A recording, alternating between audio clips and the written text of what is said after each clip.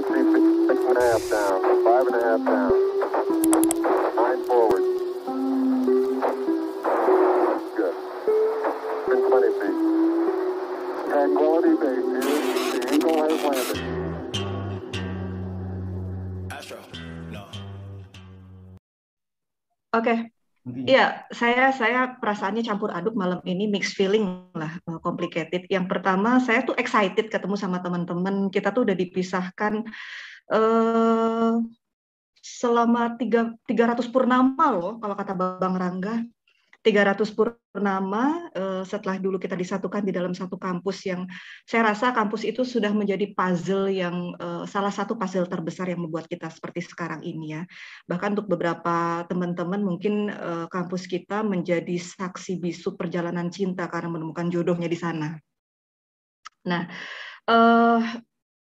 tapi sisi lain saya merasa sedih sekali karena tiap hari saya menemukan banyak sekali kabar duka, kabar bela sungkawa dari teman-teman, dari kerabat, tidak sedikit juga dari alumni IPB ya. Kemarin kita banyak mendengar kabar duka dari pasangannya, kemudian keluarganya. Jadi Masya Allah pandemi ini saya merasakan bahwa kita berada di badai yang sama meskipun bertahan di perahu yang berbeda.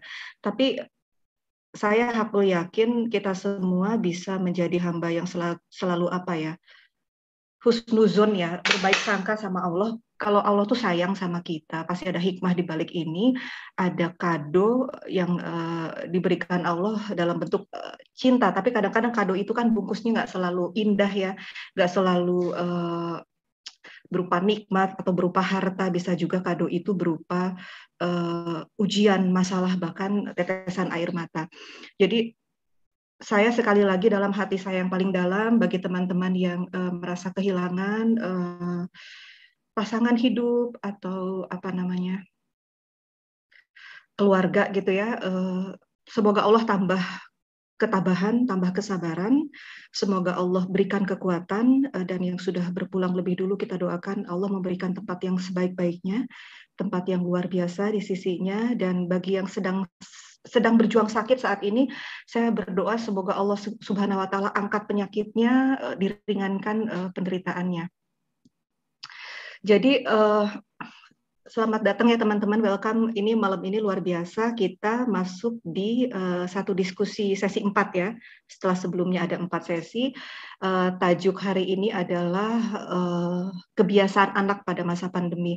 Tapi sebelumnya saya mau kasih apresiasi yang luar biasa untuk seluruh pihak ini yang menginisiasi seluruh rangkaian acara ini menuju reuni Perak November nanti. Mudah-mudahan kalau Allah meridhoi, kalau Allah merahmati, kita bisa bertemu secara fisik atau mungkin hibrid ya, sebagian tidak dalam skup yang besar.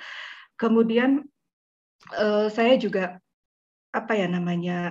mulai malam ini hingga ke depan saya berharap sekali banyak hal-hal yang bisa kita sinergikan, karena ketika saya lihat Masya Allah kampus kita telah mengkader generasi dan lulusan yang luar biasa, mengalami kesuksesan dalam spektrum yang luas ya, karena sukses itu bukan hanya masalah profesi, masalah kemapanan mencari pekerjaan, tetapi suksesnya mungkin sukses keluarga juga yang bisa kita sharing sama-sama. Jadi pasti banyak potensi luar biasa yang dapat kita sharing malam ini. Terus saya melihat wajah tadi teman-teman, Masya Allah sudah 25 tahun banyak berubah ya, terutama saya berubah.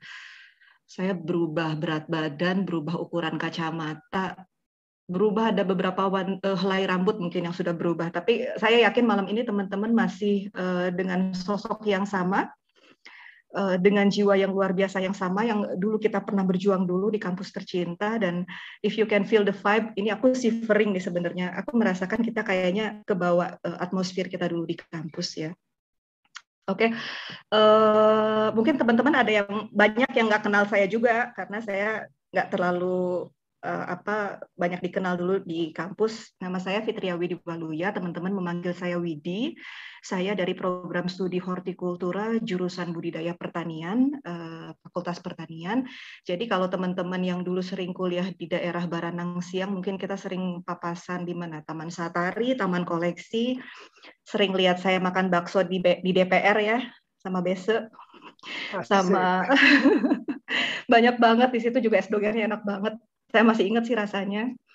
Terus mungkin kita pernah papasan di agronomi, pernah ngobrol di Himagron juga ya. Anyway, saat ini saya profesi utamanya sebagai seorang ibu. I am a mother of two incredible children. Yang pertama anaknya 4 tahun setengah, namanya Elora. Yang kedua Xavier, usianya 2 tahun setengah. Terus profesi lain, saya setiap pagi menemani pemirsa, pagi-pagi sebelum ayam kokok berbunyi mungkin ya, ada satu acara yang saya pandu sejak dari tahun 2001, sudah hampir 20 tahun saya menjalani profesi sebagai TV presenter. Kemudian sekarang lagi menjalani mendalami minyak esensial oil. Nanti teman-teman yang berkesempatan mendapatkan door prize bisa coba produk saya. Terus saya ingin membacakan sedikit aturan main kita di diskusi hari ini. Jadi tolong teman-teman partisipasi aktif ya. Nanti videonya dinyalakan. Terus tolong kalau bertanya nanti facecam-nya juga dinyalakan supaya kita bisa melihat wajahnya.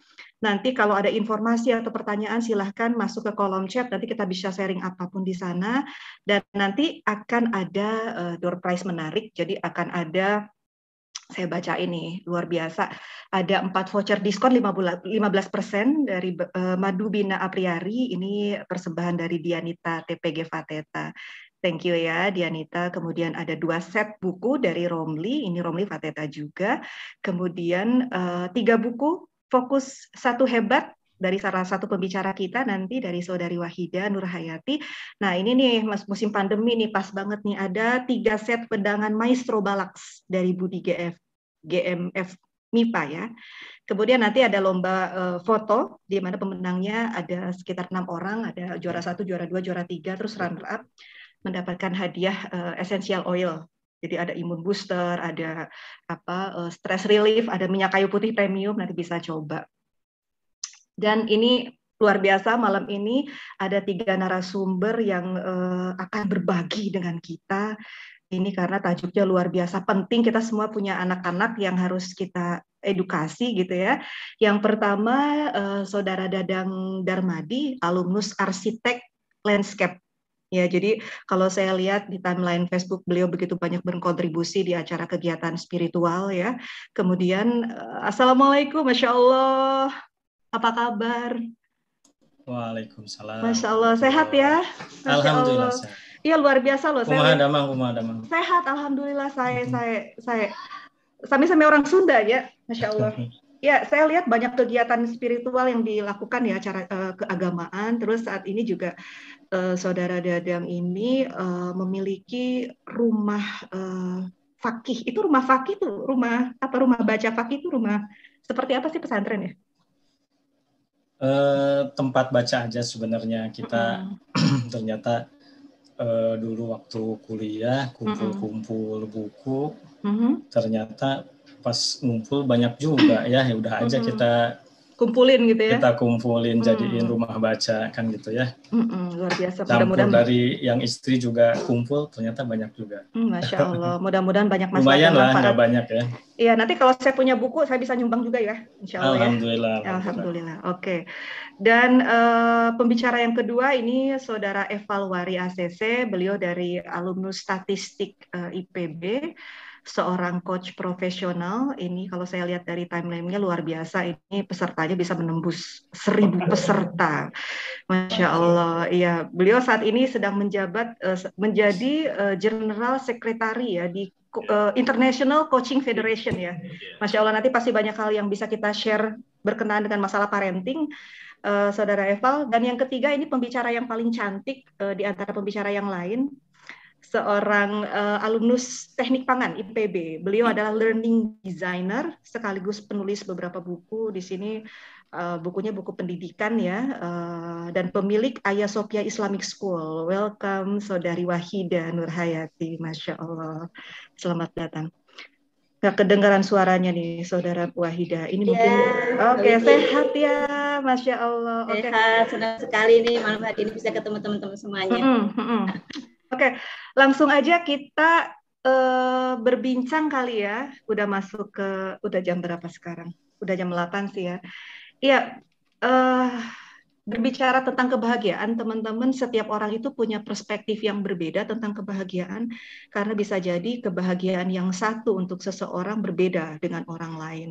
Tapi saya yakin sekali bahwa ada anggukan universal sebagai tanda setuju bahwa setiap orang pasti memiliki cita-cita untuk bahagia. Why-nya kita tidak pernah tahu bagaimana cara untuk meraih kebahagiaan, atau apakah kebahagiaan itu adalah pilihan atau kebahagiaan itu adanya di dalam diri kita sendiri. Kita langsung saja simak paparan menuju kebahagiaan keluarga atau menuju keluarga bahagia yang akan dipaparkan oleh keynote kita yang pertama, yaitu Saudara Dadang Darmadi. Silakan. Assalamualaikum warahmatullahi wabarakatuh. Waalaikumsalam. Alhamdulillah wassalatu wassalamu ala Rasulillah wa ala alihi wa sahbihi wa mawalah. Izinkan saya mungkin menyampaikan beberapa poin hal terkait dengan menuju keluarga bahagia. Mudah-mudahan bermanfaat untuk rekan-rekan. Bukan berarti mengajari, tapi ini sharing saja ya, mudah-mudahan. Baik, hadirin yang dimuliakan oleh Allah Subhanahu wa Ta'ala, saya ingin memaparkan terlebih dahulu satu ayat yang mungkin saya sangat tertarik ya dengan ayat ini, karena ini memberikan sebuah landasan bagi kita dalam beraktivitas. Jadi Allah Subhanahu wa Ta'ala berfirman, A'udzubillahi minasyaitonirrajim, Bismillahirrahmanirrahim, Man amila sholihan min dzakarin aw unsa wa huwa mu'minun falanuhyiyannahu hayatan thayyibah wa lanajziyannahum ajrahum bi ahsani ma kanu ya'malun. Jadi Allah Subhanahu wa Ta'ala menyampaikan, man amila sholihan, barang siapa yang mengerjakan amal soleh. Amal soleh ini spektrumnya sangat luas, termasuk dalam urusan anak-anak kita, urusan istri kita, urusan suami kita, itu bagian dari amal soleh. Bahkan saya melihat bahwa yang paling panjang urusannya itu di urusan keluarga ini, karena dari mulai kita mencari sampai dengan kita meninggal pun anak kita masih kebawa ya urusan-urusannya. Nah, disampaikan bahwa orang-orang yang beramal soleh ini min dzakarin, dari kalangan laki-laki, au unsa atau perempuan, wa huwa mu'minun, dan mereka itu beriman. Nah, ini ada sebuah pemastian dari Allah Subhanahu wa Ta'ala ya. Falanuhyiyannahu hayatan thayyibah.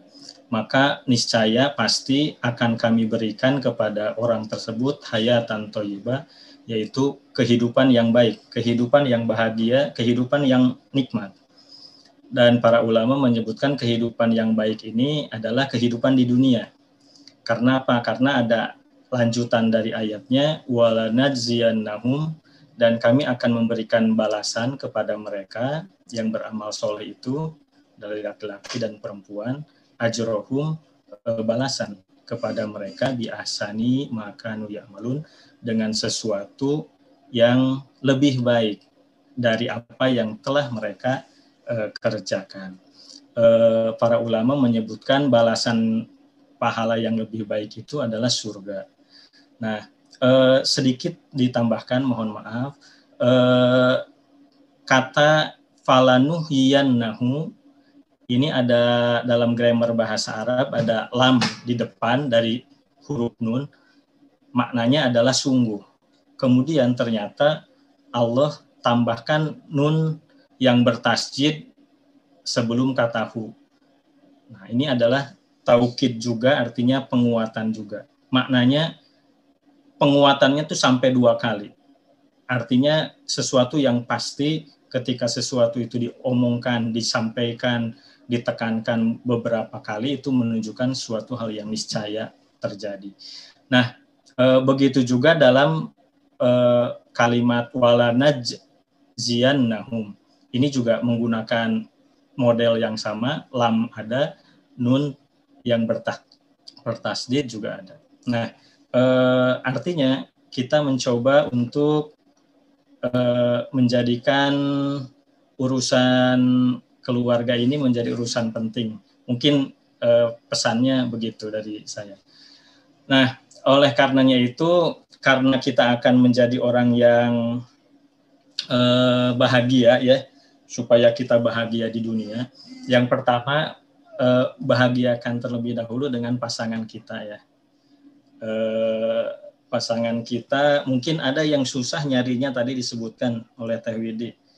Ada juga yang mudah begitu ya, ada yang lama banget nyari baru dapat. Ada juga yang gampang. Alhamdulillah saya bukan cerita ini ya. Termasuk yang diberikan mungkin paling cepat kali ya, wallahu alam. Saya ketemu dengan istri 1 jam, kemudian sorenya itu, malamnya saya langsung temui bapaknya gitu ya. Letaknya di Bandung, dan setelah itu langsung hitbah. Pulanglah ke Bogor, malamnya sudah selesai permasalahan pertama kan gitu ya. Dan urusan kesananya menikah. Nah, tapi bukan berarti cepat lambat itu, yang terpenting adalah berikutnya sebenarnya. Nah, kita dengan pasangan kita coba ya sudah kita mungkin banyak yang sudah menikah rata-rata 15 tahun yang lalu kah, mungkin ada juga yang 20 tahun, mungkin baru lulus langsung nikah kalau yang 20 tahun. Jadi suka dukanya menikah itu sudah banyak. Tapi mungkin saya bertanya ke teman-teman semua, terakhir pegang pipi pasangan kita itu kapan sih? Misal bertanya ke mereka, ke dia, bahagiakah dengan kita, atau sebetulnya kita belum banyak bertanya terkait dengan hal itu. Nah, yang pasti dalam Quran Al-Baqarah ayat 187, Allah Subhanahu wa taala menyampaikan hunna libasul lakum wa antum libasul lahum. Istri kita itu adalah pakaian bagi kita, dan kita pun pakaian bagi mereka. Artinya begitu dekat ya mereka dengan kita, suami istri. Begitu juga dalam ayat 223-nya Al-Baqarah. Nisa ukum harsul lakum.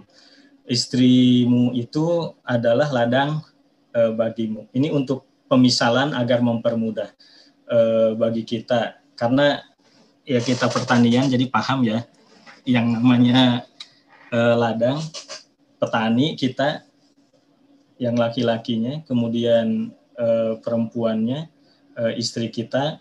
Ya ladang itu bukan hanya ada begitu saja dibiarkan, tapi kapan harus disiangi, kapan harus dipupuk ya. Tadi juga Kang Isro katanya ini dipupuk jenggotnya biar panjang begitu.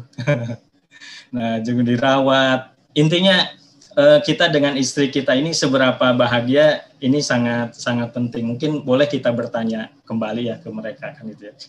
Bahagiakah dengan kita. Baik, kemudian berikutnya setelah kita menikah, singkatnya kita punya anak. Ada yang Allah uji lama ya punya anak. Kemarin di Landscape bahas ya, ada yang 10 tahun baru dapat ya. Alhamdulillah, itu karunia dari Allah. Kan itu. Ada juga yang sudah banyak kan itu ya, mungkin 2, 3 kan itu ya. Tadi Mbak Widi juga menyampaikan, Teh Widi. Alhamdulillah saya diberikan saat ini 5 ya. Mungkin ada yang lebih dari saya juga, mudah-mudahan ya. Nah, jadi terkait dengan anak ini, kita kadang itu ya bisa mengecek ya salah satu ayat ya di dalam Al-Quran, surat Ali Imran ya kalau tidak salah, ayat ke-36 itu cerita tentang bagaimana keluarga Imran ketika istrinya itu berdoa kepada Allah minta dikasih anak laki karena akan ditujukan untuk menjadi pengabdi di Baitul Maqdis.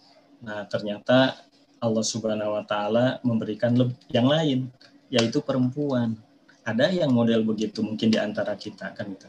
Tetapi cerita istrinya Imran itu beliau begitu terima dengan qadha ya, dengan takdir yang Allah berikan, minta laki tapi dikasih perempuan, dengan keluasan hati yang diwujudkan dalam kondisi seperti itu, akhirnya Allah Subhanahu wa taala membalas dalam ayat berikutnya itu fataqabbalaha biqabulin hasanin. Maka doa dari istrinya Imran itu justru diberikan dipenuhi gitu ya. Dipenuhi, bahkan pemenuhannya itu lebih baik. Kapan dipenuhinya? Ternyata pada waktu cucunya. Karena perempuan yang dilahirkan oleh istrinya Imran itu diberikan nama Maryam, dan setelah itulah Nabi Isa kan gitu. Baik, jadi memang anak itu adalah anugerah. Intinya mereka dengan berbagai macam kelebihan, kekurangan yang ada, yang pasti mereka adalah anugerah dari Allah Subhanahu wa taala yang tidak boleh kita sia-siakan. Oleh karenanya itu, karena kita menjadikan itu anugerah dari Allah, biasanya kita bahagia kalau anugerah. Tapi kalau ditanya kembali, saat ini ketika sudah punya anak agak gedean, mereka masih jadi anugerah bagi kita atau enggak kan gitu. Kadang ada yang merasa kesel ya, merasa dengan anak-anaknya itu ya, itu terjadi begitu. Nah, oleh karenanya itu ini sedikit disampaikan supaya kita tetap bahagia dengan anak kita, menjadikan anak kita disiplin dan bahagia. Nah, yang pertama saya sampaikan terkait dengan akrablah dengan anak kita. Akrab itu bukan bersama anak saja, maksudnya adalah bersama anak, bukan dekat saja. Kadang ngumpul semua ya di ruang tamu kah atau di ruang TV kah, tapi masing-masing sibuk dengan kegiatannya masing-masing. Nah, itu bukan bersama, itu mah dekat aja kan itu. Dan tidak sedikit yang kadang makan di luar bersama, tapi ternyata yang satu pegang handphone, yang lainnya masing-masing, akhirnya nggak bersama. Ini kaitannya dengan akrab. Banyak yang keliling-keliling kota Bogor mungkin sekarang untuk berakrab dengan anak pakai sepeda dan sebagainya, kayak Mas Ules juga sering naik sepeda tuh. Kemudian yang kedua, buktikan ucapan Anda, ucapan kita sebagai orang tua ya. Anak itu terutama yang masih muda, masih balita maksudnya, itu jangan sampai kita lupa terhadap janji, karena mereka pasti akan meminta janji kita. Makanya kalau misalnya sudah janji harus kita wujudkan, jangan sampai tidak kan itu. Itu untuk yang anak balita terutama, karena otaknya masih konkret ya. Apa yang didengar itu yang dia minta. Makanya mereka nggak tahu besok, nggak tahu lama, yang tahunya saat ini. Mereka itu kan begitu cara berpikirnya. Kemudian cepat saja negosiasikan batasan. Ini terkait dengan menyepakati supaya kita tidak marah-marah juga ya ke anak kan itu ya. Kalau seandainya tidak ada batasan, maka terjadi huru-hara biasanya tuh batasan anak ya, terkait dengan megang handphone misalnya atau nonton TV, itu ada batasan. Meskipun kalau bagi saya saat ini mohon maaf mungkin bisa sama juga pandangan dengan rekan-rekan semua, belum mengasih handphone ya ke anak sampai usia lebih dari 15 tahun ke atas itu baru dikasih. Nah, baik, kemudian tindaklah dengan konsekuensi. Maksudnya kita menilang anak ini adalah artinya kalau seandainya kita sudah menetapkan sebuah batasan kemudian dilanggar oleh si anak, itu jangan sampai dibiarkan. Kita bisa perhatikan kalau seandainya ada polisi, kita tidak pakai helm, kemudian ketemu polisi, Pak, Anda tidak pakai helm. Oh iya Pak, saya mau kelewat aja ke depan kan itu. Ya udah pakai helm ya nanti ya. Oh iya Pak kan itu, maju lagi kan itu ya, dipersilahkan oleh polisinya. Besoknya pasti nggak pakai helm lagi. Terus begitu dimarahin lagi sama polisinya sampai berkali-kali. Nah akhirnya kesel polisinya, Anda ini dan seterusnya kan itu. Begitu juga kadang kita kepada anak. Kalau kita itu tidak melakukan tindakan terhadap anak kita kan itu ya, karena mereka melanggar batasan yang sudah disepakati, maka anak akan cenderung melanggar. Dan kita harus tilang, kasih konsekuensi, kasih tindakan. Tindakannya beragam ya, bisa disuruh masuk ke dalam kamar dan seterusnya. Yang pasti tindakannya itu jangan sampai mereka itu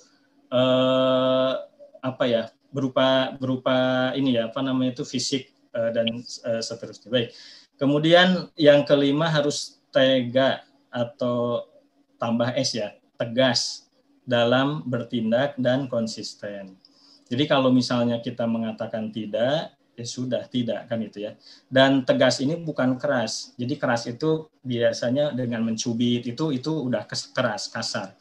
Makanya salah satu kalau kita ada SOP marah ya. SOP marah itu diantaranya satu, tidak menyakiti, kedua, tidak merusak barang, ketiga, tidak menyakiti, tidak merusak barang, dan yang ketiganya itu tidak menyakiti orang lain. Yang pertama menyakiti diri sendiri. Baik, kemudian berikan pujian ketika berbuat baik bagi anak, terutama pujian yang ringan-ringan saja kan gitu ya, itu bisa diberikan.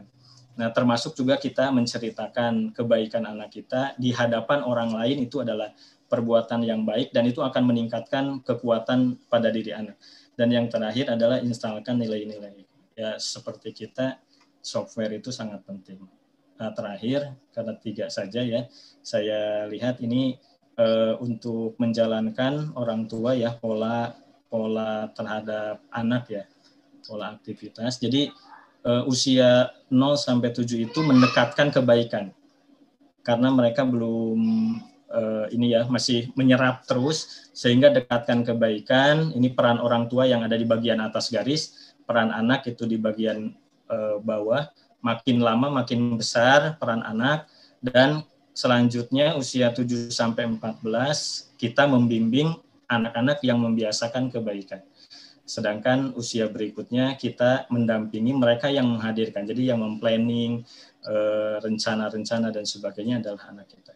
Sementara mungkin itu yang bisa disampaikan. Mudah-mudahan tidak melebihi waktu yang telah ditetapkan. Terima kasih. Billahi taufiq wal hidayah. Assalamualaikum warahmatullahi wabarakatuh. Waalaikumsalam warahmatullahi wabarakatuh. Luar biasa sekali. Iya, luar biasa sekali ya ini perspektifnya. Tapi saya boleh nanya sedikit nggak? Ini tentang poin nomor 7, bagaimana menginstall value. Ini kan tidak sedikit ya orang tua itu yang memiliki perspektif yang salah. Mereka lebih fokus bagaimana mempersiapkan anak itu secara duniawi. Jadi kesuksesan itu diukur dari nilai akademis, kesuksesan itu diukur kelak mereka memiliki kemapanan dari segi materi, profesi yang bisa dibanggakan. Padahal dimensi sukses itu kan spektrumnya luas ya. Yang paling penting justru bagaimana mempersiapkan anak itu mulia dan sukses tidak hanya di mata manusia tapi juga di mata Allah Subhanahu wa taala. Nah, ini artinya sebelum kita memberikan value itu, kita juga harus merubah mindset kita tentang makna sukses itu sendiri ya, Dadang. Iya, benar sekali itu ya. Jadi makanya kalau kita tidak punya sesuatu, kita tidak bisa mengeluarkan sesuatu. Begitu juga kita tidak bisa membahagiakan anak kalau kita sendiri belum bahagia sebetulnya dengan pasangan kita. Kan itu karena berat kan itu ya, harus dua hal yang harus dilakukan, membahagiakan pasangan dan membahagiakan anak-anaknya. Nah, kemudian terkait dengan value itu sebenarnya kan utamanya dari selama perjalanan waktu itu kan intinya pembelajaran,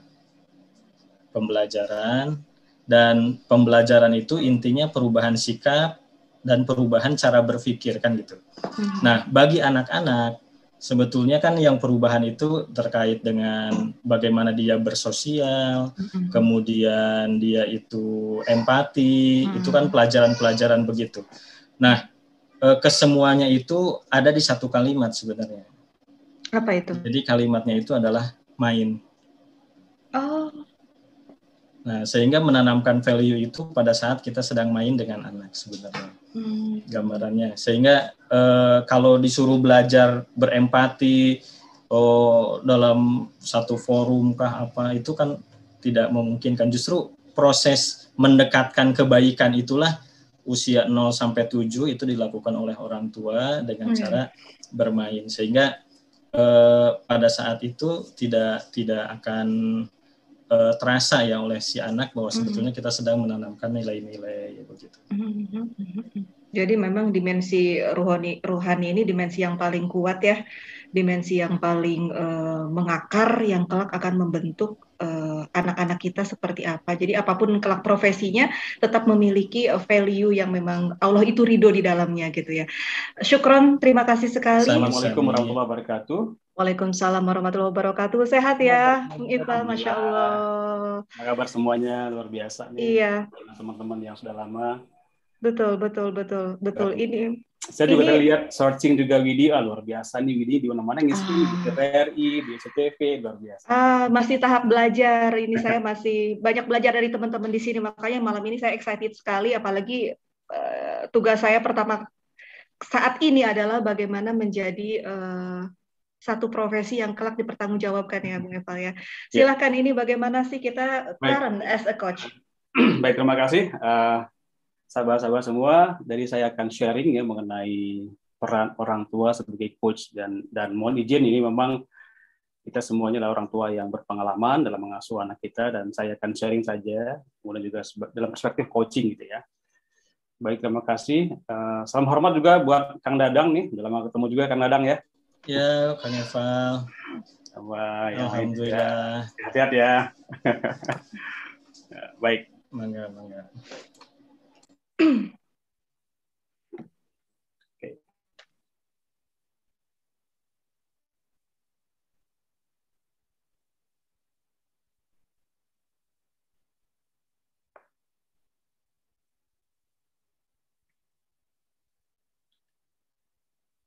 Baik, terima kasih atas waktunya. Ini foto keluarga saya. Saya punya anak 3 orang, kemudian yang paling besar itu anak spesial need ya. Yang pertama itu autistik ya. Yang kedua SMA kelas 2 di SMA Islam Terpadu di Kreativa, di pesantren di Sukabumi, dan yang ketiga adalah SD Kreativa. Baik. Sahabat-sahabat semua, sebelum bicara mengenai coaching, barangkali boleh di-chat di chat rumah masing-masing apa yang kita pahami dengan coaching, ya, dikaitkan dengan gambar yang saya tampilkan hari ini. Boleh di-chat nggak, teman-teman? Apa itu coaching ya? Dan apa hubungan dengan gambar yang saya tampilkan begini? Gambar delman ya? Delman ya? Iya. Pendampingan, oke. Iya, pendampingan. Oke.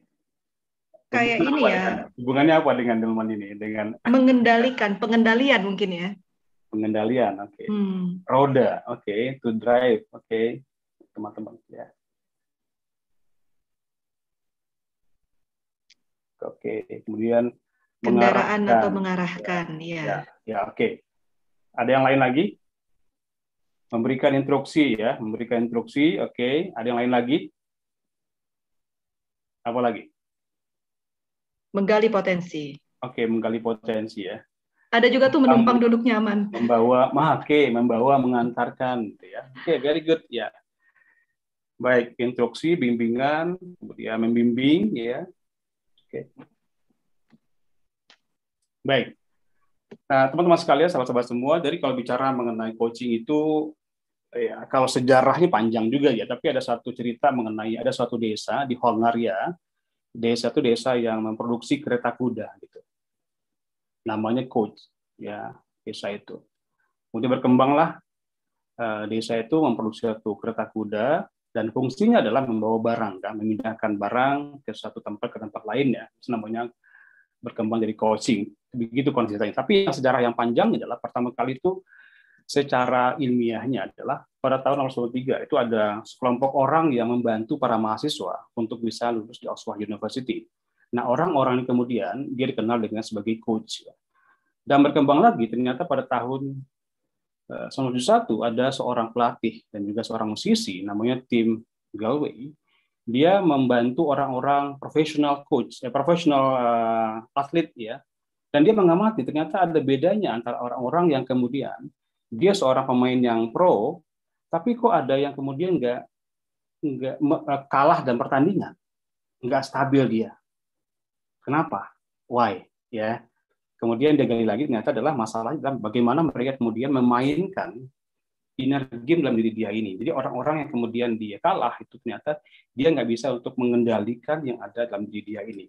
Nah, orang yang kemudian membantu para atlet tadi itu untuk bisa mencapai puncak prestasinya. Nah, ini orang yang kemudian dikenal dengan istilahnya coach. Nah, kemudian juga tahun 80-an ada seorang manajer yang kemudian dia seorang korporasi, seorang leader di korporasi, dia mengatakan mengenai satu performance coaching, bahwasanya bagaimana kita sebagai seorang manajer, coach ya, itu mengalis potensialnya. Nah, dia akan cerita mengenai bukunya itu mengenai bagaimana seorang itu bukan lagi diberikan, ibarat itu adalah kan ada orang yang kalau nggak mampu, dia diberikan ikan, tapi bukan ikan, tapi diberikan kailnya, bagaimana dia mandiri gitu ya.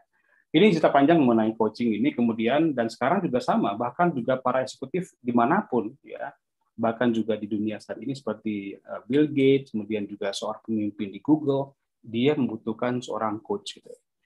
Jadi pengertiannya dalam sekalian adalah bagaimana seseorang itu bisa membuka potensi ya, seseorang itu memaksimalkan ya untuk membantu mereka untuk belajar, bukan mengajari mereka. Nah, ini yang disampaikan oleh tadi oleh John Wedmore tadi ya. Nah, teman-teman sekalian, ini salah satu organisasi yang cukup dikenal di dunia coaching, namanya International Coaching Federation. Saya sebagai salah satu pengurus itu, definisi adalah bagaimana seseorang itu ya, coaching adalah bagaimana bentuk kemitraan. Nah, kata kunci kemitraan bersama dengan coachingnya, dengan kliennya, dengan siapapun yang diberikan coaching itu, bagaimana memaksimalkan potensi pribadi dan profesional yang dimilikinya dengan cara apa? Dengan cara menstimulasi, mengeksplorasi pemikiran dan juga proses berpikir orang itu. Jadi ini pengertian coaching yang disampaikan oleh ICF ya. Baik, teman-teman sekalian, kita akan berbicara di konteks bagaimana kita sebagai orang tua. Nah, orang tua adalah bagaimana orang tua mampu untuk bermitra, ya, bersahabat, gitu ya.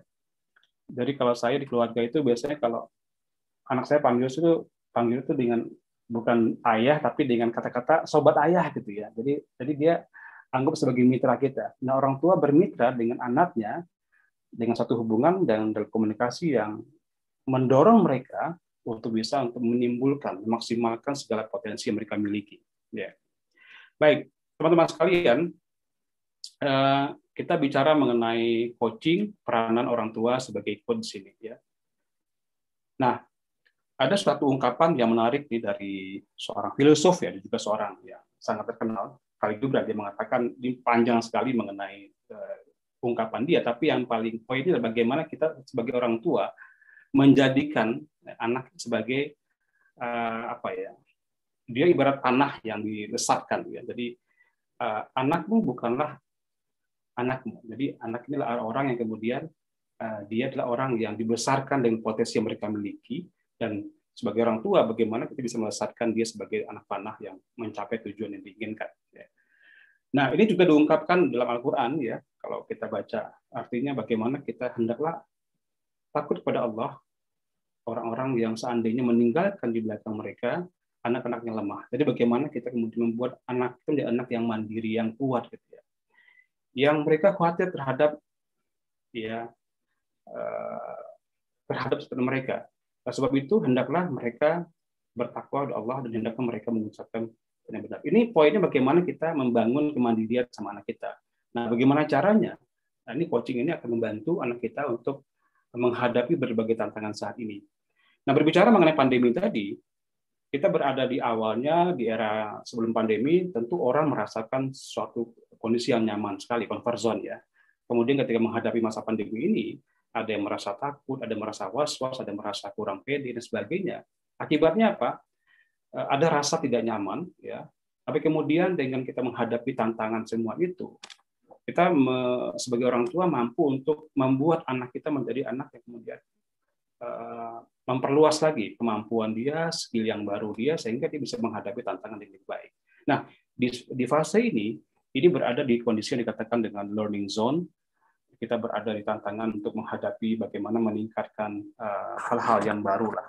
Sama juga dengan kita sebagai orang tua, bagaimana juga bisa meningkatkan kemampuan kita. Ada ungkapan mengenai kita harus bisa untuk learn, unlearn, dan relearn lagi. Jadi kita bisa untuk belajar hal yang baru lagi. Untuk bisa mempelajari hal yang baru, kita harus bisa unlearn. Gitu ya. Nah, untuk unlearn itu juga kita bisa relearn lagi.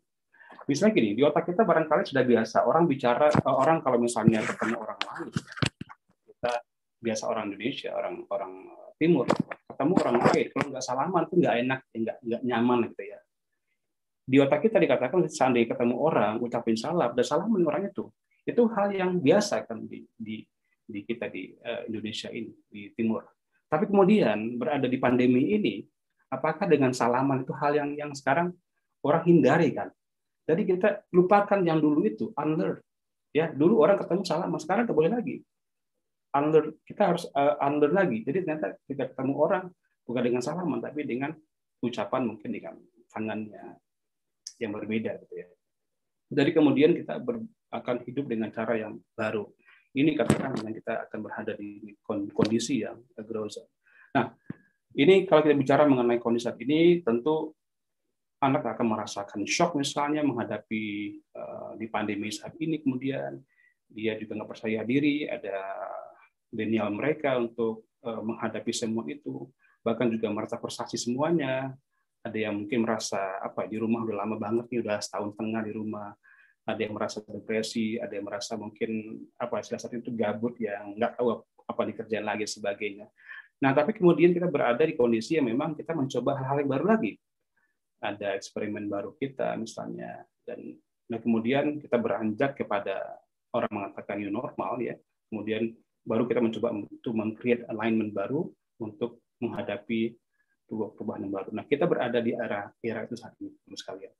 Nah, jadi bagaimana peran sebagai orang tua ketika anak kita merasakan suatu tantangan sendiri ya, dia merasakan bagaimana di rumah ini sangat susah fokus belajar, gimana ada di rumah macam-macam ya, ada televisi, kemudian juga ada handphone dan sebagainya lah yang mengganggu fokus mereka.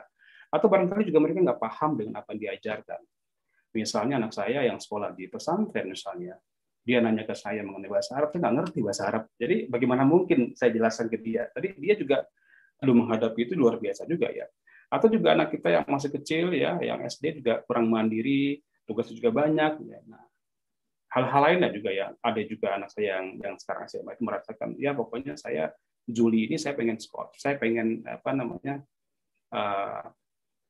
sekolah deh gitu ya. Tatap muka, ini kan di pesantren kan gitu ya. Nah, ini juga merupakan suatu tantangan yang luar biasa sebagai orang tua, bagaimana kita mencoba untuk memerankan peran kita sebagai seorang coach di situ ya, karena dia merasa bosan dan sebagainya. Nah, jadi kalau konsep yang sudah kita pahami, orang tua sebagai tiga ini yang sudah biasa di pendidikan, ya, tiap tanggal 2 Mei dikatakan ingat sosok Tulodo, memberikan contoh, kemudian juga Ingmadi Mangunkarso memberikan suatu semangat di tengah-tengah kita, dan juga memberikan suatu support ya. Nuri Handayani yang memberikan dorongan di belakang. Nah, teman-teman sekalian, jadi ini sebenarnya tadi yang disampaikan oleh Pak Dadang tadi adalah ini ada buku yang dikarang oleh Diana Sterling. Dia menjelaskan mengenai peran sebagai orang tua. Ketika anak itu usianya 0 sampai 6 tahun, maka kita sebagai orang tua, sebagai guru memang mengarahkan mereka, pokoknya semua hal diatur semuanya, diberikan nilai-nilai segala macam gitu ya. Kenapa? Karena memang mereka tahapan belajar gitu. Ketika usianya sudah memasuki 7-13 tahun, orang tua sebagai apa? Administrator yang mengatur segalanya. Jadi dia ada unsur untuk mengarahkan juga sebagai orang tua. Ini semua diatur semuanya.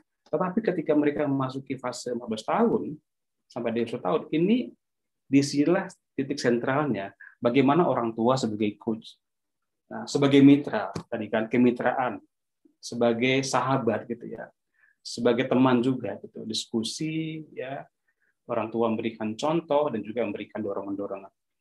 Nah, ungkapan ini sejalan dengan apa yang disampaikan oleh Ali bin Thalib, yang mengatakan didiklah anakmu sesuai dengan zamannya, karena mereka hidup bukan di zamanmu. Jadi bagaimana menghadapi di era saat ini, kemudian kita bisa untuk menyesuaikan, ya, bukan lagi modelnya kita cara pendidikan yang lama, tapi memang betul-betul harus sesuaikan dengan cara mendidik saat ini, melepaskan analisis potensial yang mereka miliki. Nah, jadi ada 7 hal yang bisa dilakukan bagaimana kita membina hubungan dengan anak kita. Ya, tadi juga disampaikan oleh Pak Dadang, ya, mengenai hal-hal yang penting, berikan mereka rasa hormat, respek, perlakukan mereka sebagai mitra kita, ya, sebagai teman kita, sahabat kita, berikan dia respek, ya, pahami mereka, dengarkan, simak apa sih yang mereka inginkan. Nah, kalau kita ingin mendengarkan mereka, bagaimana caranya mendengarkan? Kalau dibahas lagi itu ada yang sampai level tinggi, ya, kita bahas nanti. Kemudian memahami mereka. Apa yang mereka inginkan, misalnya. Ketika misalnya anak saya mengatakan, ya saya nanti mau PTM ya, bulan Juli ya di sekolah ya. Selain ke dia, kenapa mau PTM? Apa yang mendorong kakak untuk menjadi PTM? Ya saya sudah merasakan di sekolah rumah ini saya bosan, mau ketemu teman, juga kayaknya pelajarannya tuh beda ya dengan yang di ini. Misalnya lagi, seberapa kuat nih keinginan itu untuk PTM langsung ini. Skala 1 sampai dengan 10 berapa? 10 ya, oke. Jadi kakak ingin sekali untuk langsung belajar di sekolah. Oke, iya. Saya dengarkan betul apa sih alasannya dia, pahami dia gitu ya. Oke, very good. Sebilang gitu ya. Kalau memang begitu, saya support, saya setuju dengan apa yang diinginkan. Jadi di sisi inilah orang tua sebagai memberikan support, ya. Akibatnya apa? Ketika dia diberikan support, ya, dia akan ada namanya responsibility. Sama halnya ketika misalnya saya mungkin pada waktu anak saya waktu dari SMP, di SMP masuk pesantren, ya. Itu bukan karena saya dorong dia ke pesantren, enggak. Saya berikan pilihan pada waktu itu. Saya bawa dia ke sekolah Islam, waktu itu Mengkoro, ya, saya bawa dia ke sana, kemudian juga bawa ke sekolah lainnya, ada 3 sekolah yang saya coba survei ke dia. Diberikan pilihan, kakak maunya mana sebenarnya, kakak maunya mana? Dia sampaikan alasannya 1, 2, 3, dan itu semuanya bagus-bagus semua alasannya. Tapi dia pilih pesantren. Ya. Jadi pada waktu itu saya nggak paksakan dia pesantren, tapi pilihan dia gitu. Ya, pilihan dia. Akibatnya apa? Dia punya responsibility itu. Nah, akibatnya muncullah yang nama independence, kemandirian dia gitu. Jadi bagaimana kita dalam apapun case-nya, ya, hormati, hargai, pahami, dan juga berikan dia support, ya, untuk bisa menjadi anak yang kemudian mandiri. Jadi tantangan adalah bagaimana kita mempersiapkan anak kita menjadi anak yang menghadapi zamannya. Sekarang kan era digital, ya. Oke, ini ada nanti saya waktunya masih lama nggak, Mbak Widi? Nah, jadi kalau masih ada waktu ya. Oke. Jadi kalau bicara mengenai skill yang dibutuhkan ke depannya sama anak kita ini, ya, ini riset yang bisa di searching juga, ya. Ada 4 ya, ada 4 kategori lah. Tapi yang saya kira yang paling mendasar adalah yang di sini nih, bagian ini nih, ya. Yang warna hijau ini. Bagaimana anak yang kemudian adalah self management diri dia. Di sini ada namanya active learning dan learning strategi. Yang kedua adalah resilience dan juga stress toleransi dan flexibility. Ini 2 hal ini merupakan fondasinya.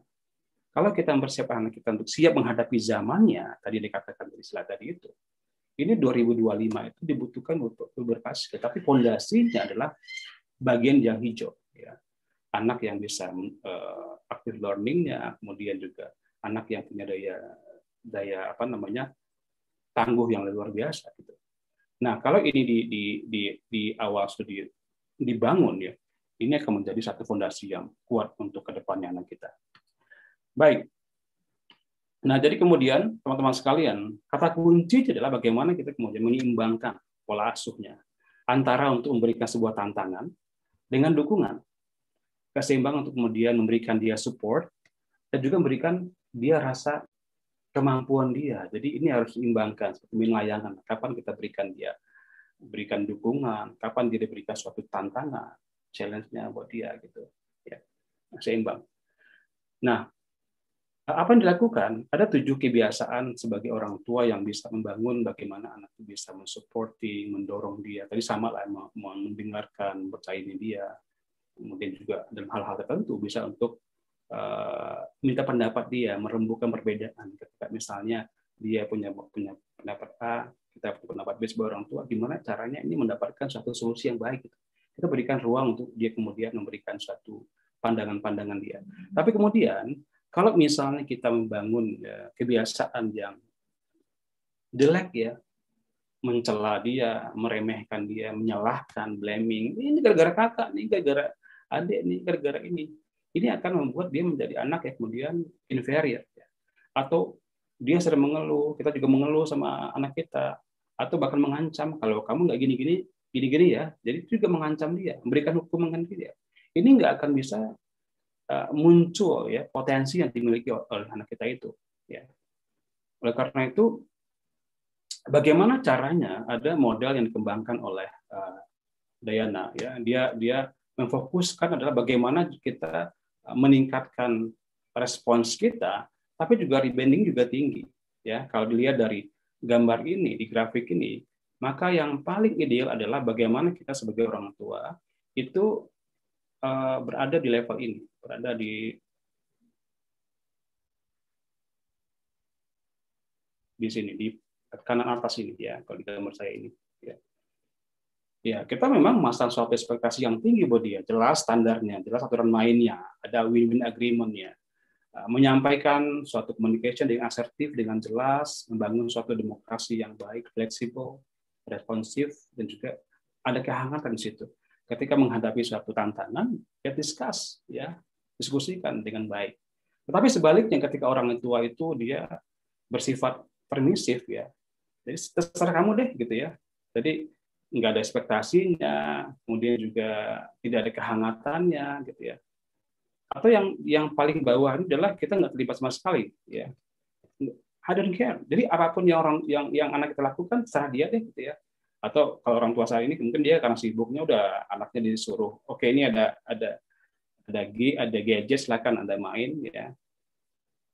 Atau kita malah sebaliknya memperlakukan anak sebagai orang yang sangat protektif ya. Jadi kita ini sebagai orang tua yang otoriter ya, high expectation-nya, jelas aturan main, tapi kita tuh autokritik, sangat rigid gitu ya. Jadi ketika dia melakukan hal-hal yang dia tidak inginkan, kita dengan sangat ketat gitu ya, melarang dia, sangat protektif, tapi kemudian ini membuat dia menjadi anak yang tidak berkembang, tidak mandiri gitu.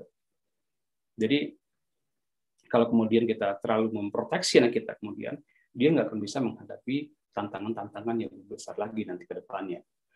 Nah, jadi idealnya adalah bagaimana kita kemudian mengkombinasikan ya antara dia diberikan suatu tanggung jawab, tapi juga ada aturan-aturan yang kita mainkan di situ ya.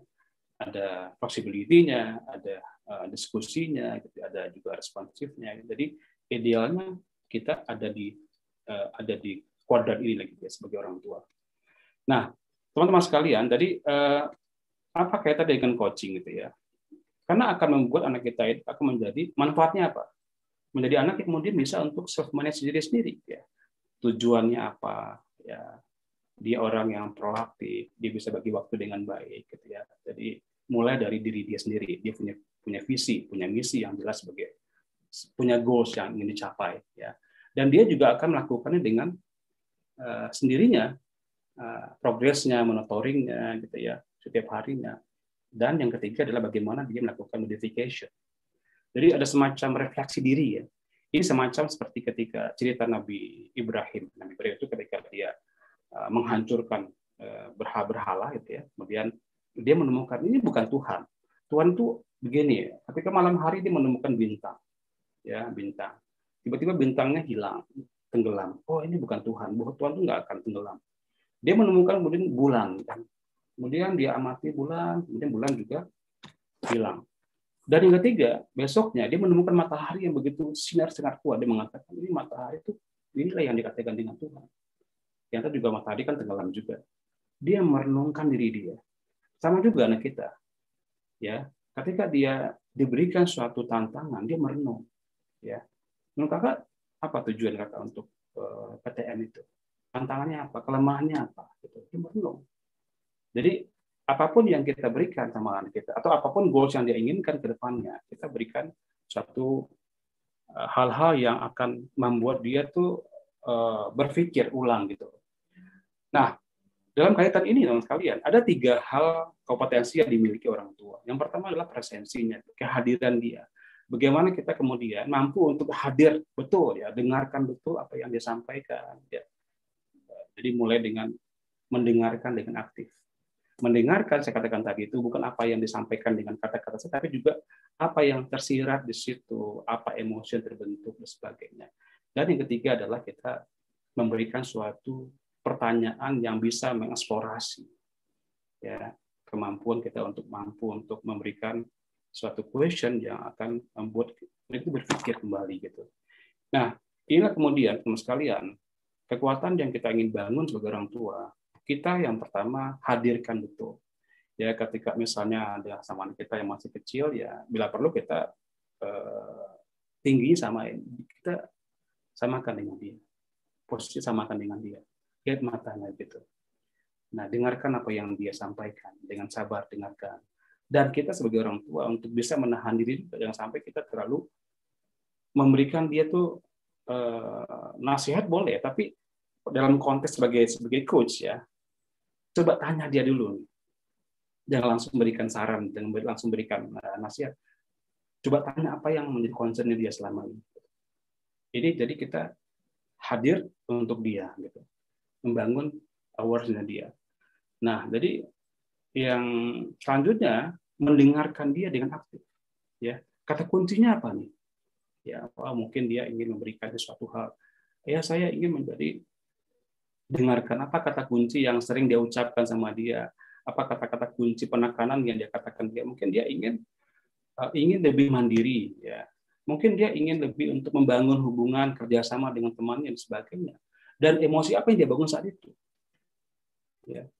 Nah, ini makna-makna ini kemudian yang kita pahami sama anak kita. Apa sebetulnya? Bukan apa yang diucapkan sama dia, ya. Tapi ketika dia diam misalnya, dan dia merefleksikan apa yang difikirkan, coba baca apa makna yang ada di belakang semua itu sekalian. Nah, terakhir ini ya, teman-teman sekalian, sebagai orang tua, kita berikan semacam power question. Ya, what do you want to achieve? Apa sebetulnya yang Anda ingin capai?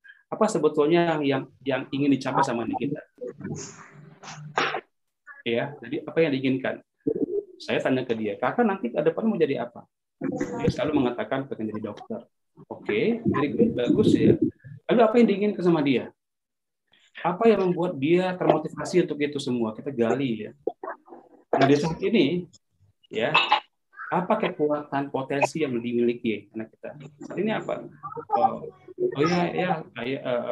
Kakak suka dengan pelajaran fisika, biologi, dan dia kebetulan memang pada waktu itu mewakili sekolahnya di pertandingan atau di lomba Olimpiade IPA. Dia suka itu. Oke. Hambatannya apa ke depan yang dihadapi, Kak? Tantangannya apa? Ya, kadang-kadang kakak juga ada ini ya, kurang percaya diri ketika menghadapi teman-teman yang pinter, mungkin orang-orang yang lebih hebat dibanding itu. Ini situasi mental yang dihadapi dia. Ya. Apa yang menurut kakak untuk bisa lebih percaya diri lagi? Gitu. Apa yang dilakukan? Ya. Nah, kita gali semua itu. Gimana caranya? Dengan cara apa lagi nih? Jadi, teman-teman sekalian, coaching adalah satu pertanyaan yang kemudian bisa membawa mereka memunculkan yang namanya self awareness dalam diri anak kita itu. Jadi dia pengen sekolah, misalnya anak saya udah SMA, ya, kelas 2, dia pengen sekolah di mana? Saya tanya ke dia. Bukan kami sebagai orang tua mendorong dia untuk Anda sekolah sini ya, enggak. Tapi dia memang betul-betul memahami betul apa potensi yang dimiliki saat ini. Kita gali dengan itu. Seberapa kuat dia pengen ke sana gitu ya. Nah, jadi inilah peran kita sebagai orang tua untuk bisa memainkan peran sebagai coach gitu. Oke, ini sharing saya. Teman sekalian bisa nanti kita ulangi lagi. Mbak Widi, monggo. Ini yang bisa saya sampaikan ya. Oke. Thank you Coach Eval. Ini modul yang luar biasa untuk orang tua. Kadang-kadang kita nggak tahu how-nya ya. Luar biasa loh tadi. Tapi ini saya ada satu pertanyaan pribadi nih, Coach Eval. Yeah. Ini perlu ada pemahaman masa pandemi ini ya, perlu ada pemahaman yang harus disadari oleh orang tua untuk tidak menuntut terlalu banyak bagaimana anak ini mampu mencapai satu prestasi akademik yang maksimal. Karena memang tantangannya luar biasa pandemi ini kan, sistem daring itu tidak semua anak merasa nyaman, ada juga beberapa anak yang merasa bosan, bahkan tidak sedikit yang mengalami regresi atau penurunan perkembangan. Dan ini mengkhawatirkan sekali di mana perubahan perilaku ini justru tidak disadari oleh orang tua. Artinya di sini pencapaian target-target akademis itu sebetulnya bukan satu tujuan yang harus satu-satunya tujuan, akan tetapi di masa pandemi ini adalah bagaimana si anak ini mampu melakukan suatu pembelajaran, bagaimana mengambil makna dari apa yang dia pelajari walaupun di sistem daring dan akhirnya nanti akan applicable di dalam kehidupan sehari-hari. Silakan Coach Eval. Iya, tadi kalau kita melihat dari sisi kebutuhan ke depan yang dibutuhkan anak kita adalah kita mesti menanamkan namanya self management diri dia ya, self learningnya bagaimana dia memiliki namanya resilience-nya juga menghadapi berbagai tantangan saat ini. Jadi saya kira tidak menjamin ya ketika ada anak yang tanda kutip dia pintar gitu ya secara akademik kemudian dia akan berhasil ke depannya. Ada anak yang kemudian dia otaknya cerdas, tapi kemampuan menghadapi tantangan ke depan dia tidak kuat gitu ya. Katakanlah dia misalnya lulus dengan IPK 4,00, dia cum laude misalnya, dan dia bekerja, tapi ketika menghadapi tantangan dia nggak siap gitu. Jadi pandemi ini saya kira ini merupakan suatu tantangan buat anak kita, bagaimana dia belajar di tengah-tengah kondisi yang memang dia mandiri kan gitu kan, harus mandiri dia. Dan orang tua peran sebagai apa? Kita memfasilitasi dia, memberikan dia dorongan gitu. Bila perlu kalau memang dia butuh support kayak saya misalnya anak saya kakak butuhnya apa yang kebutuhan saat ini ya saya ingin bisa nggak ya saya ikut kursus online misalnya bahasa Inggrisnya bahasa Arabnya atau mungkin yang lainnya kita fasilitasi apalagi kalau kita yang meminta dia untuk belajar itu dia akan lemah ininya semangatnya motivasi tapi ketika dia sendiri yang muncul itu akan lebih kuat komitmennya gitu ya. Nah, jadi kalau orang tuanya mengarahkan terus tanpa dia menggali, tapi ketika dia digali, apa yang dibutuhkan itu bisa ini. Oh ya, saya butuh ini bantuan dari luar. Selain dia belajar mandiri, juga dia butuh untuk learning sama yang lain. Dia saya kira jadi harus kuat dalam hal resilience-nya gitu ya, adaptability. Thank you, Coach Eval. Luar biasa. Ini sudah banyak sekali penanya dari peserta kita. Nanti akan ada sesi tanya-jawab antara peserta dengan keynote speaker. Tapi kita masih punya satu narasumber lagi.